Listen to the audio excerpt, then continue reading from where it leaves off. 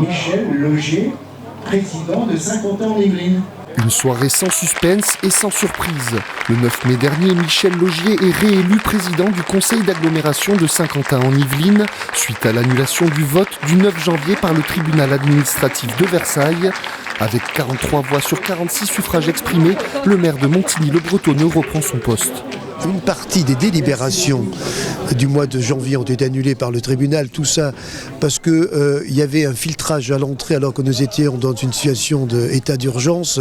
Je trouve qu'on a perdu beaucoup de temps pour rien, parce que finalement vous voyez qu'on est exactement dans la même configuration de celle que nous avions décidée au mois de janvier.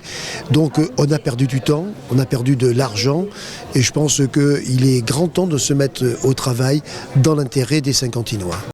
Joséphine Coleman-Berger reprend la première vice-présidence. Aucun changement pour les 11 vice-présidents. En revanche, le vote s'est déroulé sans la gauche, qui a refusé d'y prendre part, en restant en retrait pendant toute la durée de l'élection des vice-présidents. Il y a certains votes auxquels on n'a pas participé, tout ce qui concernait l'exécutif, puisque de nouveau on en est exclu. C'est-à-dire qu'on considère qu'il y a des communes qui méritent d'être représentées avec des vraies délégations, puis il y a les sous-communes. On espérait que cette deuxième élection allait permettre de remettre les choses à plat. Ce n'est pas le cas. On le regrette parce que c'était un petit peu l'occasion de repartir sur de meilleures bases.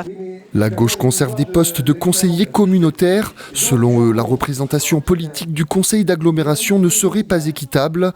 Pointé du doigt par la droite lors du conseil, le coût de ces élections aux contribuables saint-quentinois.